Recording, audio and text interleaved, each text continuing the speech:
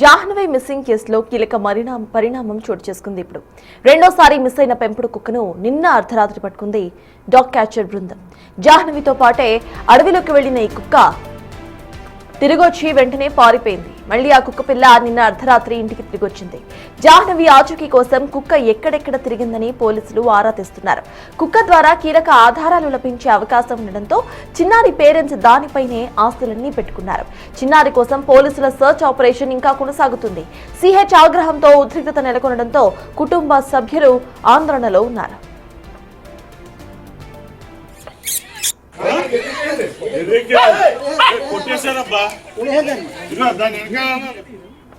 Jahnavi missing కేసులో కీలక పరిణామం చోటు చేసుకుంది. ఇప్పుడు రెండోసారి మిస్ అయిన పెంపుడు కుక్కను నిన్న అర్ధరాత్రి పట్టుకుంది డాగ్ క్యాచర్ బృందం. అయితే పెంపుడు కుక్క మొన్న మళ్ళీ జాహ్నవి ఇంటికి వచ్చింది. అయితే అందరూ కూడా సంతోషంలో గట్టిగా కేకలు వేయడంతో భయపడి పారిపోయినట్టుగా సమాచారం. అనంతరం కూడా జాహ్నవితో పాటే అడవిలోకి వెళ్ళింది ఈ కుక్క. అయితే ఈ కుక్కను పట్టుకోవడానికి మళ్ళీ డాగ్ స్క్వాడ్ రంగంలోకి దిగింది. ప్రజెంట్ ఆ కుక్క పిల్లను పట్టుకున్నట్టుగా సమాచారం. ఈ కుక్క పిల్ల సహాయంతో జాహ్నవి ఎక్కడెక్కడకు వెళ్ళింది, జాహ్నవికి సంబంధించిన ఆచూకీ తెలుసుకునే ప్రయత్నం అయితే చేస్తున్నారు అక్కడ అధికారులు. సిహెచ్ అగ్రహారంలో ఉద్రిక్తత నెలకొనడంతో కుటుంబ సభ్యులు ఆందోళనకు దిగారు.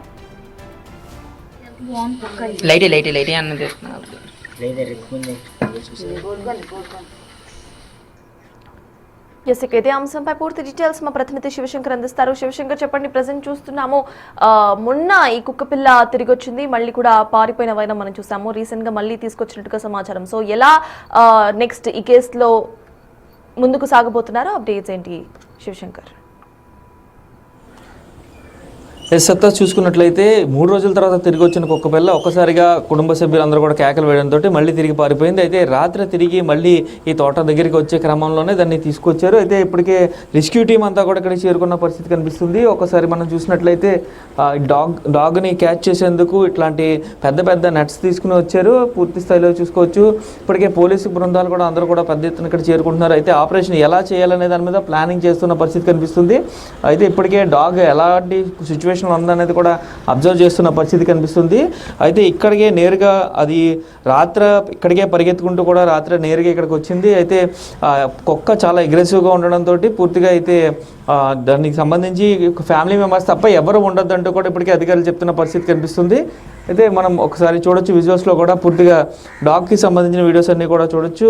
కుటుంబ సభ్యులు తప్ప ఇతర వారు ఎవరు కూడా ఇక్కడ ఉండొద్దు అంటూ కూడా ఇప్పటికే పోలీసులు చెప్తున్నారు. ఎందుకంటే కుక్క భయభ్రాంతులకు గురైతే కనుక జాహ్నవి జాడ తెలిసే అవకాశం ఉండదు. కాబట్టి పూర్తిగా అయితే దానికి సంబంధించి ఎక్కడ కుక్కకు సంబంధించి ఏదైతే ఉందో ఆ అట్మాస్ఫియర్ మాత్రమే ఉండాలి. అది ఎప్పట్లాగే నార్మల్ కండిషన్స్కి వస్తే కనుక జాహ్నవి ఉన్న చోటుకి తీసుకెళ్లే అవకాశం ఉంది. కాబట్టి ఖచ్చితంగా ఇలాంటి ఒక అట్మాస్ఫియర్ క్రియేట్ చేయాలి. అది ఏదైతే ముందు గణేష్ని ఇచ్చి ఆ కుక్క పిల్లతోటి అడవిలోకి పంపే ప్లానింగ్లో ఉన్నారో అదేవిధంగా వెనక డాగ్ స్క్వాడ్ చేరుకుంది. అదే డాగ్ స్క్వాడ్ 2 డాగ్స్తో కలిసిన డాగ్ స్క్వాడ్ అయితే దాని తర్వాత అంటే ఆ కుక్కని అనుసరించి వెనకే పంపించే అవకాశం కూడా కనిపిస్తుంది. ఇట్లాగా ఒక ప్లాన్ ఆఫ్ యాక్షన్ అయితే రెడీ చేశారు. ఇక్కడ మొత్తం ఈ ప్రాంతంలో ఎవరిని కూడా ఉండనివ్వకుండా ఇప్పటికే పంపించేస్తున్నారు. కుటుంబ సభ్యులు తప్ప చుట్టాలు కూడా అందరూ కాసేపు బయట ఉంటే మాత్రం జాహ్నవి జాడ తెలుసుకునే అవకాశం ఉంటుందంటూ కూడా చెప్తున్న పరిస్థితి కనిపిస్తుంది. ఈ నేపథ్యంలోనే సిఐలు కావచ్చు, పోలీసులు మొత్తం అందరూ కూడా టీం అంతా కూడా అలర్ట్గా ఉన్నారు. నైట్ నుంచి కూడా ఇటు ఆ కుక్క ఎక్కడికి వెళ్లకుండా కూడా దానికి కాపలాగా కూడా కొంతమందిని పెట్టిన పరిస్థితి కనిపిస్తుంది. అయితే డాగ్ రెస్క్యూ టీం కూడా ఇక్కడే ఉంది.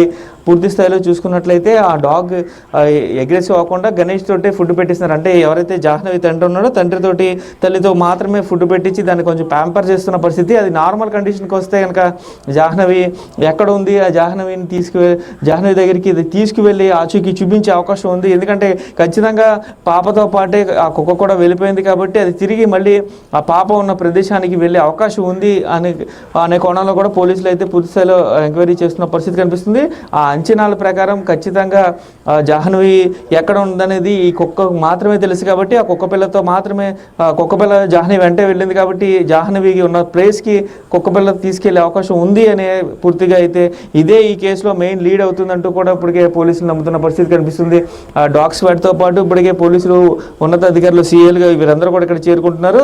ప్రత్యేకంగా ఈ బృందం అంతా కూడా ఈ డాగ్ తోటే మళ్ళీ రెస్క్యూ ఆపరేషన్ చేయాలి, ఖచ్చితంగా డాగ్ని తీసుకుని అడవిలోకి, అంటే ఈ తోట ప్రాంతం లేదా అడవి ప్రాంతంలో ఎక్కడికైతే చిన్నారి వెళ్ళిందో అక్కడికి తీసుకువెళ్తుందనే నమ్మకంతో అయితే వీరందరూ వర్క్ చేస్తున్న పరిస్థితి కనిపిస్తుంది.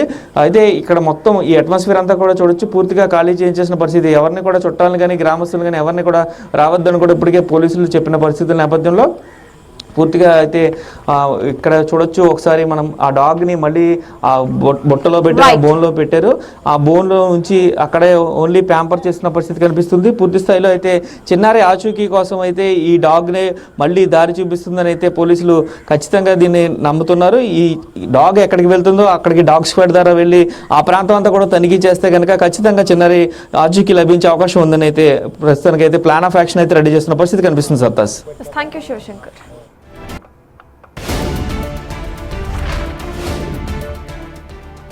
Morning.